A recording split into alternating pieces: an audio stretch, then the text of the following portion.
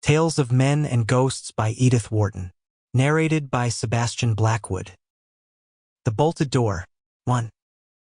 Hubert Grannis, pacing the length of his pleasant lamplit library, paused to compare his watch with the clock on the chimney-piece. 3 minutes to 8. In exactly 3 minutes Mr. Peter Ascombe, of the eminent legal firm of Ascombe and Pettilow, would have his punctual hand on the doorbell of the flat. It was a comfort to reflect that Ascombe was so punctual. The suspense was beginning to make his host nervous. And the sound of the doorbell would be the beginning of the end. After that there'd be no going back, by God, no going back. Grannis resumed his pacing. Each time he reached the end of the room opposite the door he caught his reflection in the Florentine mirror above the fine old walnut credence he had picked up at Dijon.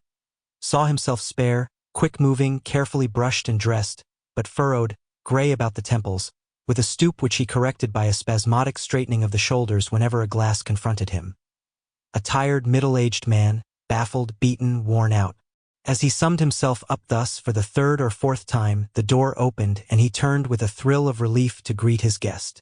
But it was only the manservant who entered, advancing silently over the mossy surface of the old Turkey rug.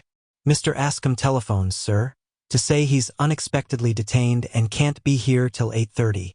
Grannis made a curt gesture of annoyance. It was becoming harder and harder for him to control these reflexes.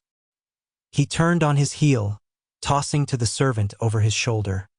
"Very good. Put off dinner." Down his spine he felt the man's injured stare. Mr. Grannis had always been so mild-spoken to his people. No doubt the odd change in his manner had already been noticed and discussed below stairs, and very likely they suspected the cause.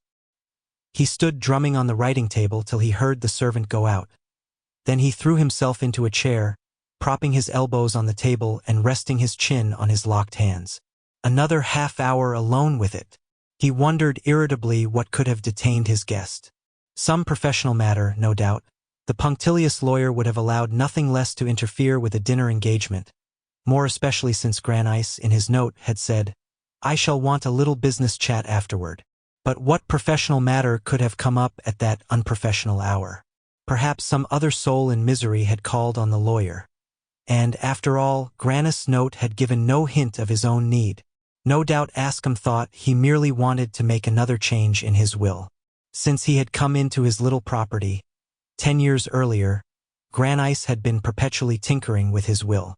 Suddenly another thought pulled him up, sending a flush to his sallow temples. He remembered a word he had tossed to the lawyer some 6 weeks earlier, at the Century Club. Sample complete.